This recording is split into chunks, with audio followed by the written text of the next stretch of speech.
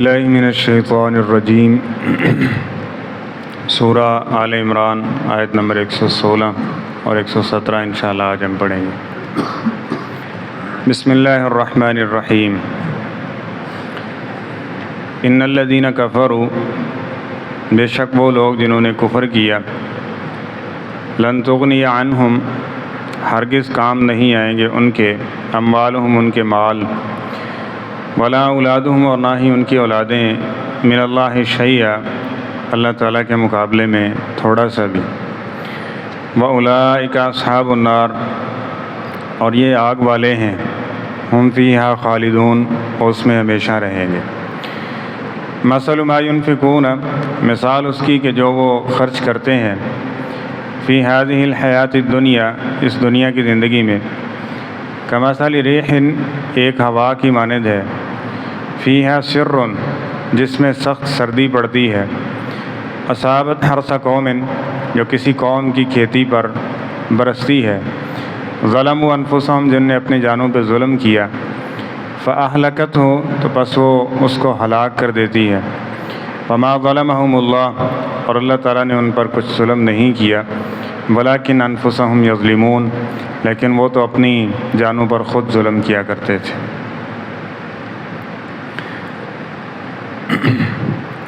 سابقہ آیات میں اہل کتاب جو فطرت کے ساتھ تورات و انجیل کو ماننے میں سچے تھے، وہ ایمان لے آئے اور ان کے اوصاف ذکر کیے گئے،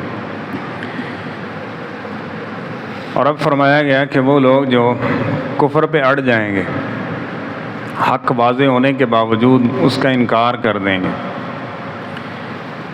پھر کیا ہوگا؟ یہ دنیا پرست ہوں گے، اور دنیا پرستی یہ جڑ ہے بے دینی کی۔ نبی کریم صلی اللہ علیہ وسلم نے اس دنیا پرستی کو شرک سے زیادہ خطرناک قرار دیا۔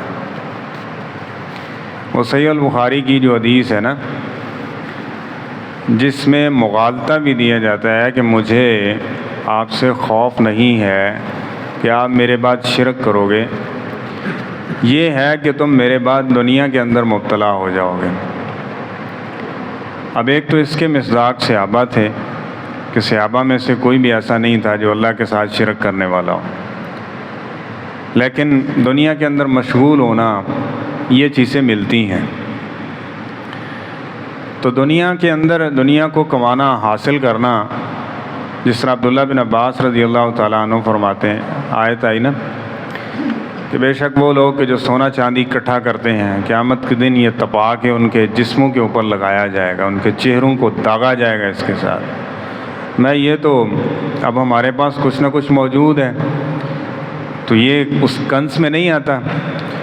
فرمایا انہا لیس بکنز، یہ خزانہ اس لیے نہیں ہے کہ جب تک تم اس کی زکوٰۃ ادا کرتے رہو گے، یہ اس خزانے کی صورت اختیار نہیں کرے گا کہ جو قیامت کے دن تمہارے لیے وبال جان ہوگا۔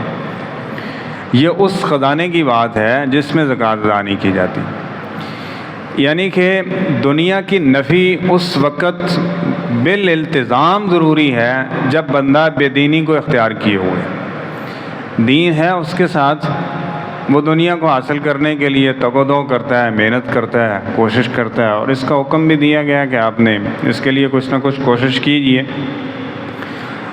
تو وہ اپنی جگہ مستحسن ہے۔ نبی پاک صلی اللہ علیہ وسلم کے پاس ایک شخص آیا، میں اللہ کے رسول صلی اللہ علیہ وسلم مجھے صدقے کے مال سے کچھ دے دیجئے، غربت ہے، قلت ہے۔ نبی کریم صلی اللہ علیہ وسلم نے فرمایا تیرے پاس کیا ہے؟ تو اس نے بتایا کہ ایک کولا سا ہے، تھوڑی سی اور چیز ہے۔ تو نبی کریم صلی اللہ علیہ وسلم نے فرمایا جاؤ لے کے آؤ، وہ لے کے آئے، تو نبی علیہ السلام نے فرمایا میں یشتری ہی منی، اب آپ اندازہ لگا لیں کل مال کیا ہے، ایک پیالہ سا ہے، ٹھیک ہے، یہ اتنا سا کل مال ہے، تو میں کون خریدے گا اس کو؟ ایک صحابی کھڑے ہوئے، اللہ کے رسول صلی اللہ علیہ وسلم آپ اس کو بیچ رہے ہیں تو مبارک بھی ہو جائے گا، چلے میں اس کو 1 درہم کا خرید لیتا ہوں۔ اب 1 درہم کا تو کیا بنتا تھا؟ فرمایا میں یزید علی ھذا، نہیں اس سے کچھ زیادہ دینا چاہیے، زیادہ دے اس کو دیں گے۔ ایک اور صحابی کھڑے ہوئے، اللہ کے رسول میں اس کو 2 درہم میں خریدتا ہوں۔ فرمایا ٹھیک ہے، اس کو دے دیا، 2 درہم لے لیے۔ اس کے ذریعے کلاڑا منگوایا اور اس کے اندر دستہ جو ہے وہ خود نبی کریم صلی اللہ علیہ وسلم نے لگایا اور فرمایا یہ پکڑو، جاؤ محنت کرو، جنگل سے لکڑی کاٹو اور اس کو بیچو، یہ اس سے بہتر ہے کہ تم لوگوں سے مانگنے والے بن جاؤ۔ لوگوں سے مانگنے والے قیامت کے دن کیا ہوگا کہ ان کے چہروں کے اوپر گوشت پوشت تک نہیں ہوگا، ٹھیک ہے، یعنی صرف ہڈیوں کا ڈھانچہ ہوں گے۔ یعنی بات کرنے کا مقصد یہ تھا کہ آج یہ شبہ دیا جاتا ہے کہ جب ایسی بات ہوتی ہے نا کہ آپ یہ دنیا کے پیچھے دوڑ رہے ہیں، دنیا کے پتر بن گئے، درہم و دینار آپ کے ذہن و دل و دماغ پہ سوار ہے، تو کہتے ہیں پھر کیا کریں، اس کو بالکل چھوڑ دیں، تسی وہ عبادت کرنے ہو، اسی عبادت کرنے ہیں۔ بات یہ نہیں ہے، بات یہ ہے کہ دین اور دنیا دونوں کو ساتھ میں لے کے چلو۔ جب آپ دنیا کے پیچھے پڑیں گے اور دین کو چھوڑ دیں گے، پھر آپ امیر ہیں غریب ہیں، تھوڑا کما رہے ہیں زیادہ کما رہے ہیں، وہ سراسر فتنہ ہی فتنہ ہے۔ اور جب دین کو پیچھے چھوڑ دیں گے پھر دنیا کے پیچھے دوڑیں گے، حضرت اتنا دوڑیں گے اتنا دوڑیں گے، اسلام تو پھر بھی اس کا خیال رکھتا ہے، اس کی صحت کا بھی خیال رکھتا ہے، اس کی عمر کا بھی خیال رکھتا ہے، یہ صرف اسلام میں رکھا گیا ہے۔ آپ اگر دنیا دار بن جائیں تو کسی دنیا داری میں یہ نہیں لکھا ہوا کہ حضرت بزرگ 60 سال دے ہو جان تے پتر انہاں نوں کھواوے، کہیں ہے؟ اس معاشرے میں چلے جائیں جس کو کوڈ کر رہے ہیں، اس میں یہی کرتے ہیں نا، حضرت کے بال سفید ہو گئے، تھوڑے سے اٹھایا اولڈ میں پھینک دیا، کیا بیٹا کیا باپ، جس طرح ایک جانور ہوتا ہے، ٹھیک ہے، اس کے ہاں بھی بچے ہوتے ہیں، اس کے بعد پتہ نہیں باپ کدھر ماں کدھر ہیں اور آگے اولاد کدھر، یہی سسٹم چل رہا ہوتا ہے۔ دنیا داری کا نظام تو یہ ہے۔ اب دین ہے جو اس کو بتاتا ہے کہ یہ سارے کا سارا مال جو تو نے کمایا، جب باپ اس میں سے لینا چاہے تو روک نہیں سکتا اس کو، اور باپ کی خدمت کرے گا، راضی کرے گا تو پھر جنت مل سکتی ہے۔ اس کو بڑھاپے میں تو نے اس طرح پالنا ہے جس طرح اس نے تجھے بچپن کے اندر پالا تھا۔ اب یہ ساری چیزیں کون بتا رہا ہے؟ اب دیکھیں انسان پہ سٹیج آتی ہے اس طرح کی، اللہ تعالیٰ معاف فرمائے، آزمائشوں سے محفوظ رکھے، کہ بسا اوقات انسان اپنا جو ہے وہ جسم کا پہلو بھی نہیں ہلا پاتا، ٹھیک ہے، تو اس صورت میں پھر اس کا مال یا اس طرح کی چیزیں کیا کام آئیں گے؟ وہ دین ہے، اور جو دین وہی اس کے لیے دنیا آخرت میں فائدے کا سبب بن جائے گا۔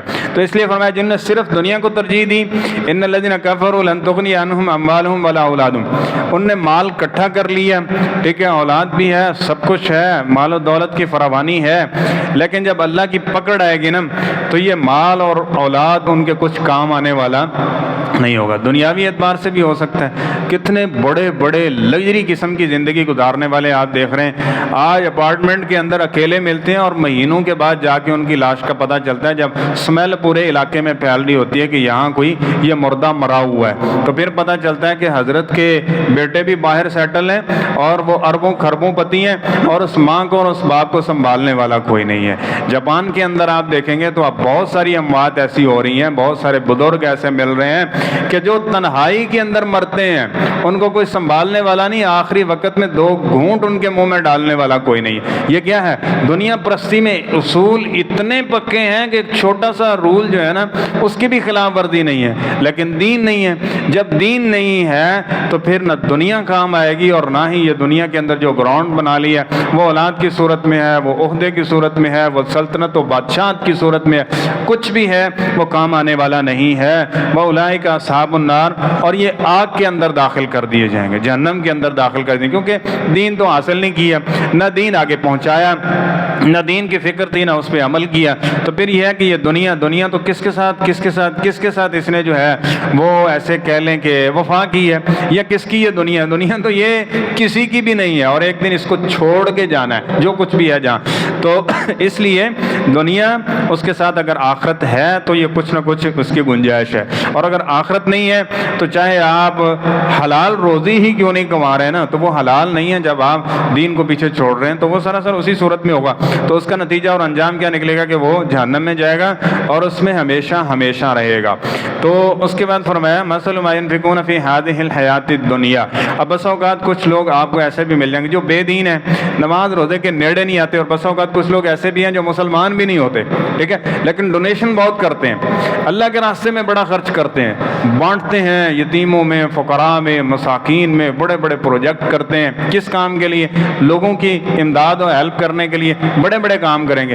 سنیں اس کی مثال, اس کا فائدہ ہوگا کہ نہیں ہوگا ان کو, یہ سنیں. فرمایا اس کی مثال جو وہ اس دنیا کے اندر خرچ کرتے ہیں نا, ایک تیز و تند ہوا کی مانند ہے. فیہ سرن, سرن کسے کہتے ہیں؟ جس میں سخت سردی پڑتی ہے. جس طرح ایک فصل اگ رہی ہو نا, اس کے اوپر کورا پڑے تو اس فصل کا کیا بچتا ہے؟ سب ملیا میٹ ہو جاتا ہے نا.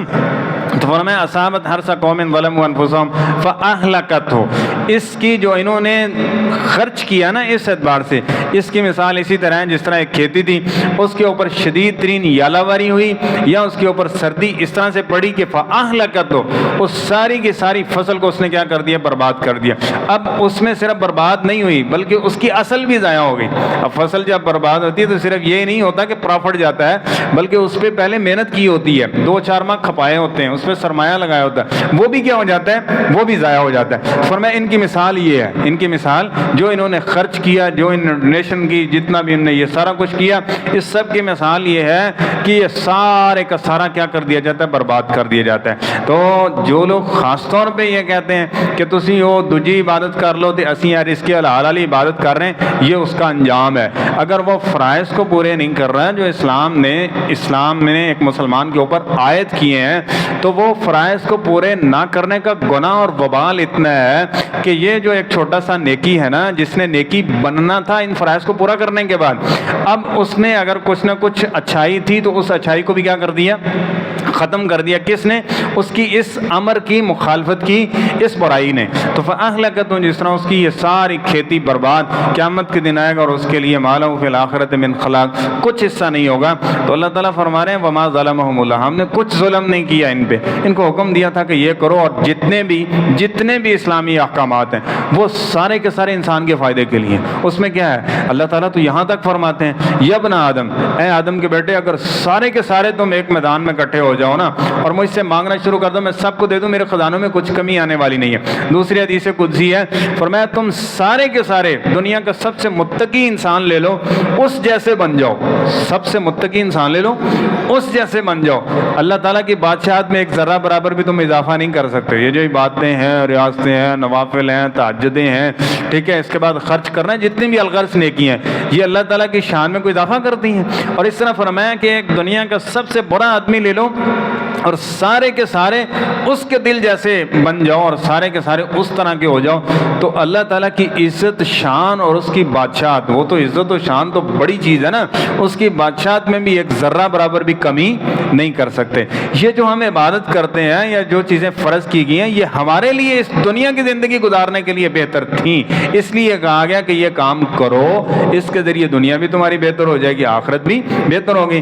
اب جو اس کو نہیں سمجھے گا اور وہ کہے گا نہیں میں یہ دنیا بنائی ہوئی رب کی, بھیجا رب نے, مخلوق رب کی, کہتا نہیں میں اپنی مرضی کے مطابق گزارنی ہے, پھر اپنی مرضی کر لو, پھر آگے خدا کی مرضی ہوگی. پھر وہاں کہا گیا نا مومن کو کہ یا ایھا النفس المطمئنہ ارجعی الی ربک راضیۃ مرضیہ, تو آگے مطمئن تھا دین اسلام پہ, ہاں مانگ, خواہش کر, کیا تمہاری خواہش ہے, ہم تیری خواہشیں پوری کریں گے. اور اگر وہاں پہ یا اس نے دنیا میں اس رب کی مرضی کی, قیامت کے دن اس کی مرضی چل رہی ہے, اس کی خواہشیں بھی پوری ہو رہی ہیں, لیکن یہاں اس نے اپنی مرضی کی ہے, تو پھر آگے اللہ کی مرضی چلے گی, پھر جو حکم اور قانون ہے اس کے مطابق ہوگا جو جزا سزا ہے. اس لیے بسا اوقات ہم جو مسلمان ہیں غیر مسلموں سے متاثر ہو جاتے ہیں, بڑے اچھے اور بڑے چنگے ہیں. یاد رکھ لیں جو اللہ رسول کو نہیں نہ ماننے والا, ساری دنیا اس کو مل جائے اور وہ ساری دنیا لوگوں میں ڈونیٹ کر دے, خرچ کر دے, وہ پھر بھی اچھا نہیں ہے اللہ کی نگاہ کے اندر. اس کو اچھا کہنا یہ اسلام کی توہین آپ کر رہے ہیں, اسلام کی توہین اس اعتبار سے کہ اسلام کا آپ کو اندازہ نہیں ہے کہ اس کا کتنا بڑا اجر ہے, یہ کتنا ضروری کام ہے, اس کو چھوڑ دیے. تو اسی طرح یعنی یہ سمجھ لیں کہ بنیادی چیز دین اور اسلام ہے, اور اگر دین و اسلام نہیں ہے تو چاہے بادشاہ بن جائے اور دنیا کی ساری دولت ہی کیوں نہ اکٹھی کر لیں, کچھ بھی فائدہ دینے والی نہیں ہے. اور بنیادی چیزیں جو ہیں جو اسلامی یعنی دینیات ہیں, ایمانیات ہیں, جو 6 ایمانیات کی صورت میں ہے, 5 ارکان اسلام ہے, اگر یہ نہیں ہے تو پھر اس کے ساتھ یہ جو فضائل والے جتنے معاملات ہیں وہ انسان اگر بہت بھی خرچ کرنے والا ہے تو یہ جرم اتنے بڑے ہیں کہ جو ان فضائل کو کیا کر دیں گے, ختم کر دیں گے. تو اوامر کو اور ایمانیات کو ان کو سامنے رکھیں، اس میں جو کمی کوتاہی ہے اس کو دور کرنے کی کوشش کریں۔ پھر یہ ہے کہ انسان نے جتنے بھی عمل کیے ہیں انشاءاللہ اس کی ضرور بخشش ہوگی، اور اس کی گارنٹی اور ضمانت قرآن پاک میں بھی اور نبی پاک صلی اللہ علیہ وسلم نے بھی دی ہے۔ وگرنہ اگر ایسا نہیں ہے، اپنی مرضی ہے، کفر کے راستے کا ارتکاب کیا، تو یہ بالکل واضح آیات آپ کے سامنے ہیں، پھر ایسے انسان کا انجام انتہائی بھیانک ہے۔ اللہ تعالی ہمیں اپنے پسندیدہ لوگوں میں شامل فرمائے۔